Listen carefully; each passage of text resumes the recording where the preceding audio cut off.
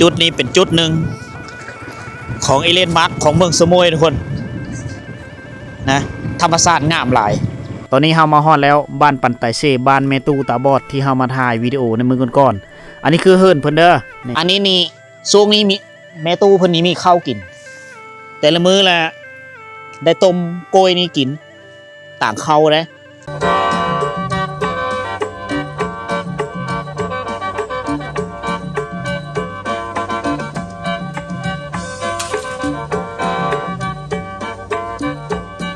เอาสบายดีย่ำเสาทุกคน ยินดีต้อนรับทุกคนเข้าสู่เทศบาลเมืองสมุยแขวงสารวัตรนะวันนี้เป็นบรรยากาศย่ำเสาทุกคนเลยเฮาสิไปต่อเมื่อก่อนไปมีฮอดไปมีถึงเนื่องจากว่าสภาพเส้นทางมันยาวไกลแล้วก็เส้นทางมันโหดเดินทางสามาฮอดเมืองสมุยมันก็ค่ำแล้วก็เลยพากันนอนพักผ่อนก่อนมื้อนี้เฮาสิซื้อเครื่องซื้อของไปเฮิมเมตู้ที่วัดตาบอดอยู่ที่บ้านปันไตเมืองสมุยแขวงสารวัตรนะมื่อนะครับไปเฮ็ดร้านเพิ่นได้2คนเพิ่นอ่องผู้หนึ่งแล้วก็ยืนผู้หนึ่งผู้อ่องนี่นะสิพอดีสำนี้ก็เป็นกันหนาวผมได้มันอุ่นฝุ่นมันหนาวเด้เฮาต้องเอาอุ่นแถวนี้อากาศหนาวหลายแถวนี้นี่เอาสุดนี้เวลาตอนนี้ก็8 โมงปลายก็ยังเย็นอยู่ได้ส่วนเฮาเห็นหลานเรา2คนเฮาก็จะซื้อไป2โตก่อนผู้ที่ยืนกะนาทีซ้ำนี่เนาะนาทีซ้ำแม่นซูชิแหละอันนี้จุด195อันนี้90เนาะเห็นเป็นโตนี่นะมันออกสไตล์แบบผู้สาวเนี่ยเพิ่นถามเพิ่นว่ามีเสื้อสไตล์ผู้สาวบ่เพิ่นว่าหมดแล้วเพิ่นว่าหมดแล้วเนาะแม่นเฮาก็เลยเอาตัวนี้เลยเนาะแล้วแต่เอาตัวนี้เลยเพราะว่าบ่มีเด้เป็นตัวนี้อุ่นสไตล์แบบผู้เฒ่ามันมีแล้วเพราะว่าได้ขายดีผู้เฒ่าหลายเชฟเมืองสมุยผู้เฒ่าหลายสุดกีฬานำเพราะว่าไม่ถึงมันก็ฮอตช่วงฤดูร้อนแล้วมันก็เป็นบางมื้อก็ฮอตบางมื้อก็หนาวนะกินนี่คือร้านเพิ่นก็บ่มีเกิบแล้วค่ะแม่สาวเพิ่นเองก็บ่มีเกิบค่ะขายถูกขายเนาะช่วยเบิ่งว่าประมาณใดพอเพิ่นขายเครื่องเด้นี่เฮาก็ได้เกิบแน่เกิบไม่เท่านี่เกิบไม่เท่านี่เฮาจะแบบซื้อสบายๆพี่น้องเกิบแตะเด้อเพิ่นไหลเงินเด้อย่างขึ้นภู600,000เพิ่นเอานำแต่600,000ถ้วนพี่น้อง600,000ทุนขอบใจหลายๆเด้อเพิ่นรุดขอบใจที่รุดมื้อหน้าจะมาซื้อซอยเด้อดี600,000เต็มเลยทุกคนนะเฮาก็กลายมาจะเอามาเปลี่ยนโอ้เปลี่ยนได้คันบ่พอดีมาเปลี่ยนใหม่เพิ่นเอานำ600,000ถ้วน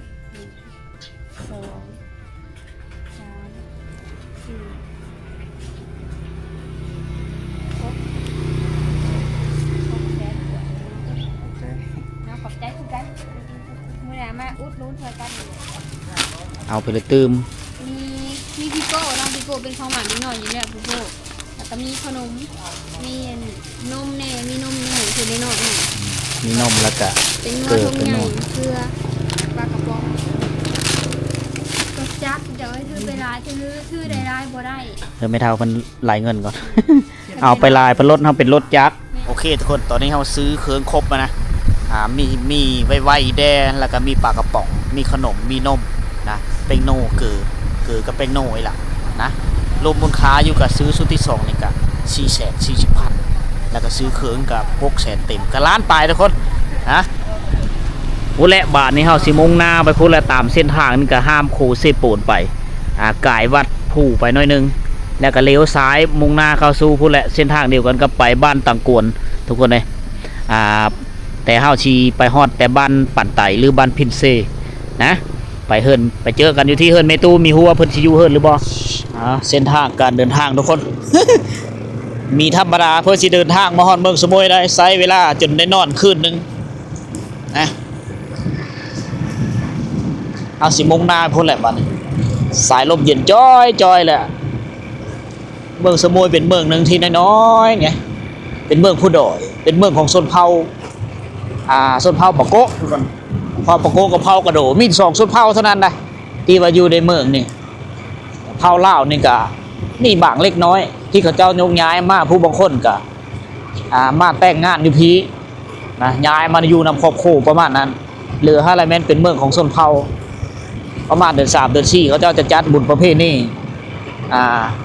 บุญประจำปีเนี่ยเขาจัดอยู่เทศบาลเมืองประมาณเดือน4ทุกคน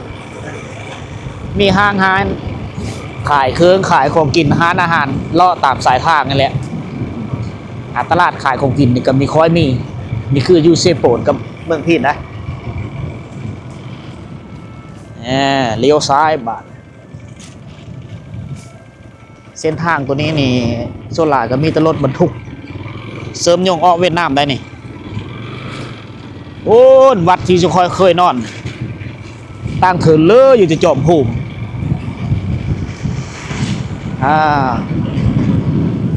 สายลมเย็นจอยทุกคนมีหัวมื้อนี้ฝนน่าจะตกนะเพราะว่าท้องฟ้ามีอากาศเปลี่ยนแปลงมื้อนี้เลี้ยวไปทางเวียดนามมีแต่ควันฝนทั้งนั้นเลยหวังว่าฝนคืนสิมีตกห่ำซุมเฮาพวกเราจะมาเมืองสมุยในเกมซื้อกันหนาวโลดมานี่นะบ้านเฮานี่ทั้งแดดทั้งร้อนแต่มาพีนี่โอ้โหอากาศเย็นจอยนอนห้องแอร์ไม่ต้องเปิดแอร์นอนห้องพัดลมก็ไม่ต้องเปิดพัดลมใส่แอร์ธรรมชาติเลยนี่คือจุดชมวิวบรรดาผู้แซ่ผู้สาวมาเต็มกันอยู่นี่แหละอันนี้คือโคเซโปนหลายๆคนก็น่าจะเคยเห็นแล้วนะรีวิวลายเธอแล้วพ่อแม่พี่น้องเลย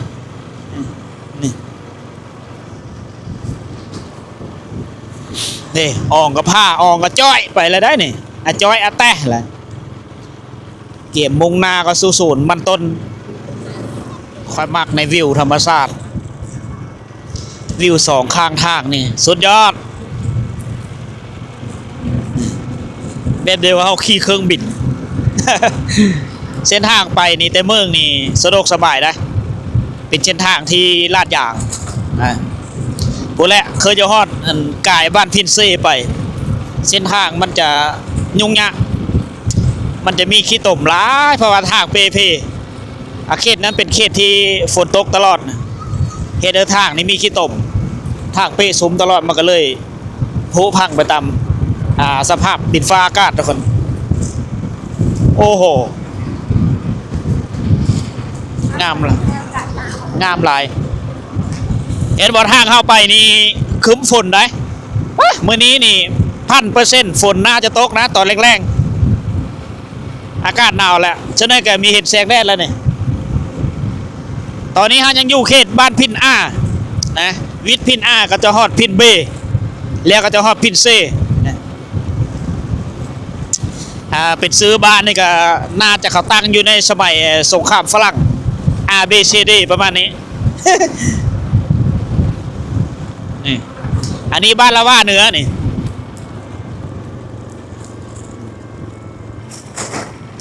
บ้านละว่าเหนือจุดนี้เป็นจุดหนึ่งของเอเลนมาร์กของเมืองสมุยทุกคนนะธรรมชาติงามหลายมาทะเลค่อยจะจอดถ่ายรูปอยู่นี่แหละซึ่งเป็นขอบเขตของบ้านละว่าเหนือ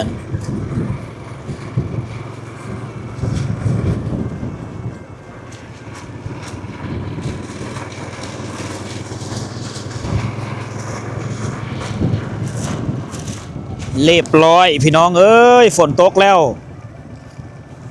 เสื้อยางก็ไม่ได้ถือมาบาทนี่ โอ้โหตอนนี้เฮาเดินทางมาฮอดบ้านปั่นไตใหญ่นี่แต่ยังไม่ทันฮอดบ้านมีตู้ได้อันนี้พอเพียงแต่โหบ้านเพราะมันมีหลายคมเรียบร้อยฝนตกห้ำพวกเฮาแล้วอยู่เทศบาลเมืองนี่แดดได้มาฮอดเขตนี้โอ้โหเดียวกับเวียดนามเลยบาทนี่เห็นบ่มันห่างไกลกันมีหลายไปเลยนะประมาณออกมากับเป็นท่านฮอตประมาณ10ลักนี่แหละมีฝนแล้ว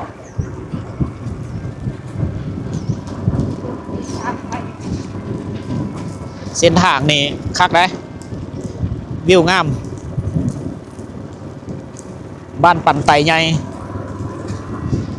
วิทย์นี้จะฮอดบ้านอาว่าว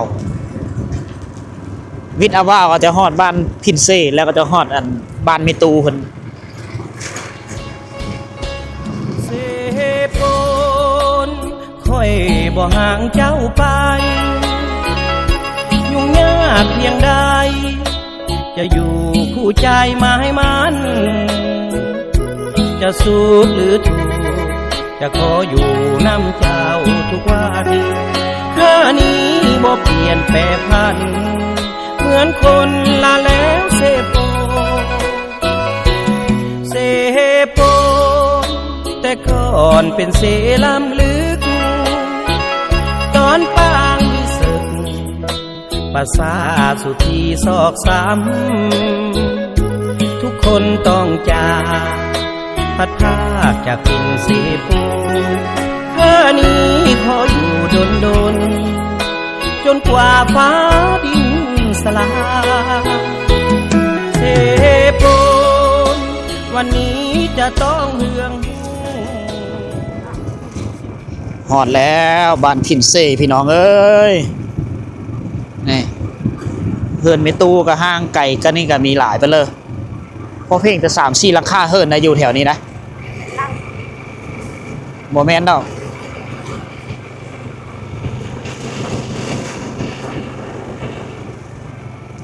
ตอนนี้เฮากำลังสิฮอดเฮือนเมตูเลยล่ะนี่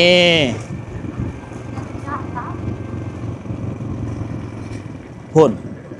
น่าจะออกลานตามเคยนะ โอ้โหเด้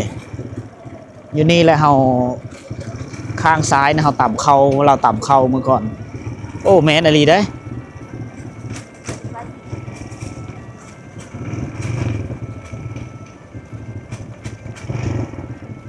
ตะมอโปะตะมอโปะ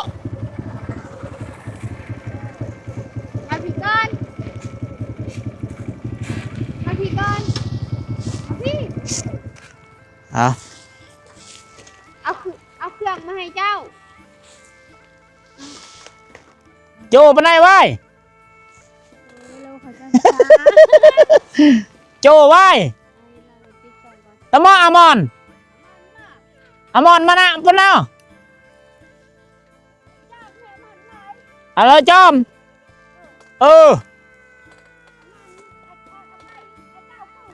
อาเจ้าอาเจ้าเนาะแล้วแกงหัวอะไรอย่างนี้ว่าพี่ก้อน พอเสียหอมได้เดินทางมาฮอดบ้านวิดแวนเดเวนปันไต แม่ปันไต อ๋อตะก้อนเพนเช ดอกปันไตมั้งปันไตเช่ปันไตเช่ ปันไตเช่เนาะอ๋อปันไตเช่บ้านปันไตเช่อ๋อชีดุงในบื้นมีจิตดุง บอนตันโตแต่ตันนี่ยังตีแต่ลุงตันนี่ยังตีเร่เด้อดิตาเด้อ อ๋อขาผู้หันลงมานี่โอ้เป็นบ้านปันไตเช่ได้เขาเจ้าเอิญตอนนี้เฮามาฮอดแล้วบ้านปันไตเช่บ้านเมตูตาบอดที่เฮามาถ่ายวิดีโอในมือก่อนๆอันนี้คือเฮิร์นเพิ่นเด้อนี่อันนี้กระแมนนี่ตาจ้าบ่อยู่นี่ ดอกบะฮะไก่กูใช่ไก่อันมาไก่เกินไก่อันบุตรแท้จิจ้า ลูกชายอยู่นี่ลูกชายเจ้าอยู่นี่ อันอ้าย อ๋อลูกชายเรา อันบุตรเดียวบะฮะอันนั้นเอ็มบะไก่อันนั้นเอ็มดูอันนั้นบัตรตุยดูไก่นะเอ็ม ไก่เจ้า2คนบ่ บะแป้ไก่ก้อยแป้ลำละเล่าอยู่ ไป มันตะกังแป้แป้ไก่ก้อยมือแป้ไก่กันมือล่ำไก่กันล่ำ อ๋อผู้หญิงผู้หนึงผู้ชาย2แม่นบ่อาไก่ อาไก่คือลูกลูกชายเรามีอยู่2คนลูกหญิงผู้หนึงลูกหญิงละเมื่อเฮินโผแล้วเนาะลูกชายยัง2และผู้หนึงละสร้างครอบครัวที่ได้หลานที่ได้ลูก2คนนั้นและผู้หนึงยังเป็นผู้บ่าวนะอันนี้คือเฮินลูกชายเรานี่เด้อนี่ มุ่งหลังกรุ๊ปนี่แม่นเฮินลูกชายเราลูกชายผู้ที่เป็นน้องนะแล้วมีลูกไผ่ได้อยู่แบบนี้แหละมื้อนี้มาก็มีเห็นลูกชายเราซ้ำลูกชายเราไปหารับจ้างไปเวียดนามได้นี่อันนี้คือเฮินลูกชายเราอันนี้คือสภาพเด้อทุกคนเด้อขออนุญาตดิอยู่กันแบบนี้เลยได้เฮินลูกชายเรานี่ อยู่ไปนี่เนาะ อยู่กันแบบนี้เลยนี่จักเขาชินอนสิเด้อเนาะยามฟ้าลมฝนตกมาเป็นกระปุกกระปึ่งแต่ว่าเขาเจ้าไม่ได้อยู่แล้วนี่ไปหาเงินแล้วหาเงินแล้ว เนี่ยยังหลัง วันนี้นี่อันนี้เฮิร์นโคนะเฮิร์นโคที่ลูกชายผู้ที่ได้เม่เราเสียฮันจะเฮ็ดอยู่เฮ็ดกินอยู่นี่แล้วเฮิร์นหลังนี้แหละแม่ตู้ผู้ตาบอดนี่นอนอยู่นี่ในมือก้อนลูกชายกับลูกไผ่จะนอนอยู่นี่เด้อทุกคนเพราะว่าความเป็นโซนตู่เขาเจ้าก็ต้องได้แยกย้ายกันอยู่แล้วนะลูกไผ่นี่ก็จะเฮ็ดอยู่เฮ็ดกินที่พี่ต่อมาระยะหนึ่งลูกไผ่ไปเสียชีวิตปะเหลือแต่ลูกชายก็หันหน้าพูดแหละไปหาหับจ้างหาปิดกาแฟก็เลยเหลือตั้งแต่แม่เพิ่นอยู่ในนี้นะหลังคาเฮือนนี่ไปมาแล้วทุกคนเลย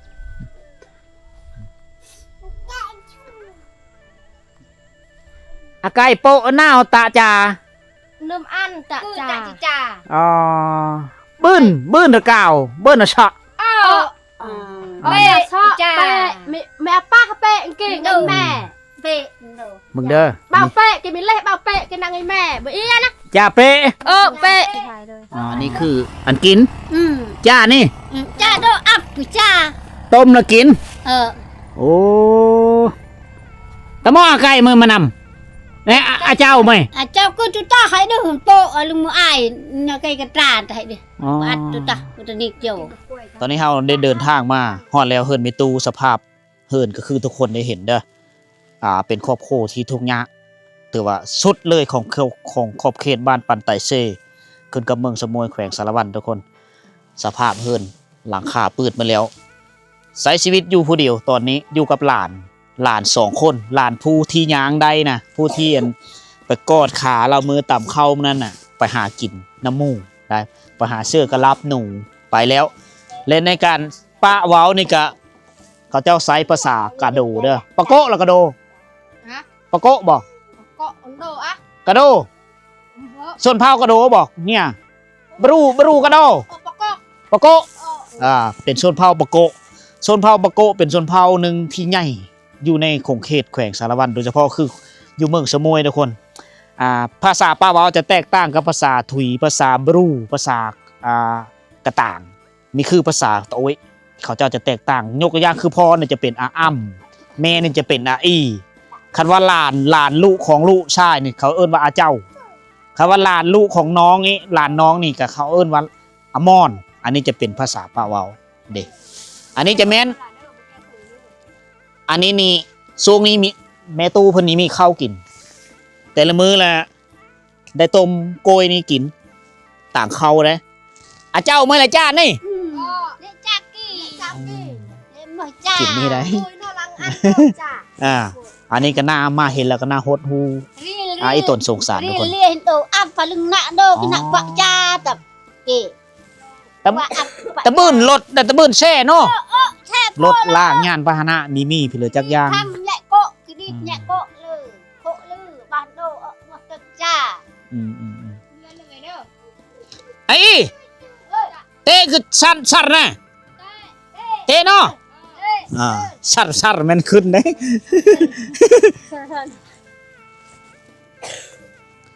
เกือบนี่เกือบอีแม่เพิ่นเห็นบ่เกือบเราใส่นั่นบ่ยีบอันเนาะโอ้คันใดเฮิร์นคือห่างแท้โอ้ยอ๋อเอาสิขึ้นเบิ่งสภาพเฮิร์นนะอันนี้เจ้าเฮ็ดกินอยู่นี่เนาะตะแปตาจ้าเดินไปจ้าขึ้นไปเบิ่งก่อนจ้าลำบิเด้งนี่บิได้จนโดเบะแล้วแม่นบ่นอนแล้วบ้าละติจะเปิดตาเนี่ยแล้วโอ้ฝนกีละตากีละองพวงชาฝนตกนี่โหได้นี่นี่หลังคาเฮิร์นเราเบิ่งนำกันเด้อพี่น้องเด้อเบิ่งนำกันสภาพความเป็นจริงทุกคนเฮิร์นมาเฮิร์นทุกคนได้เบิ่งว่าทุกข์ยากแท้บ่นี่อันนี้ก็ปืดมาแล้วนี่เบิ่งนี่แปนเกิงเปิงพี่น้องยามกลางคืนมาเราจะใส่ตัวนี้ได้ก็ยังโชคดีอยู่ยังมีแผ่นโซลาร์เซลล์นะ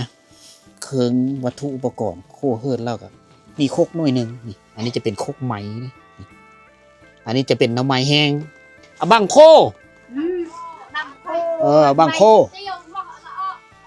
การใส่น้ำนี่เย็ดไปแล้วเด้อโอ้แต่ไกลได้ประมาณ500 เมตรบนตักน้ำแต่ทางแวะแต่ทางลงภูมานี่เพื่อนนี่อันนี้ง่อยบ่ง่อยเด้อแจ้เขาจะต้มน้ำดื่ม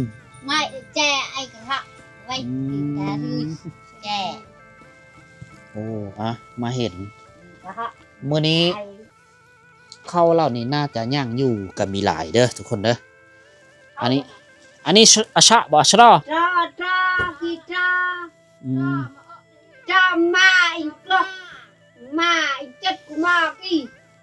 อ๋อข้าวปลูกเอาไว้น้ำให้ข้าวปลูกยัง2 กระสอบมีเพิ่นเอาไว้เฮ็ดแนวพันธุ์เอาไว้ซักเสื้อข้าวหายกันกินมื้อนี้ก็แล้วได้โอ้นั่นเด้อันนี้จะเป็นกระเพาะเราบนอยู่บนนอนแบบนี้ละถ่ายพ่อแม่พี่น้องเบิ่งนำกันคือนอนบนนี้เลยเบะไม่เบะตรงไหน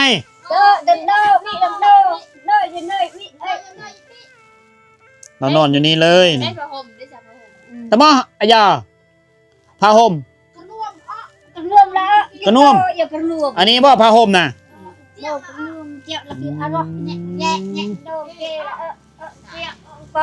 เดี๋ยวซาดอันนี้เฮาซื้อเครื่องมานี่ก็มีทะเลเหมาะสมไปเลยเพราะว่าเฮามีฮู้ว่าสภาพเมื่อก่อนเฮาไม่ได้มาฮอดเฮิร์นเพิ่นสภาพบ้านเฮิร์นเราเป็นเนี่ยเลยลูกชายแล้วก็มีอยู่ในทำอิฐเฮาสิว่าสิเอาเงินสดมามอบเพิ่นแต่ว่าเราก็ออกไปซื้อข้าวสารไม่ได้คือเก่านะเพราะว่าลูกชายเราไม่อยู่แล้วก็มีรถไปอีกบาทลูกชายไปโดนบอกโอ้ไปหับจางดูนอันโจอาไก่โกน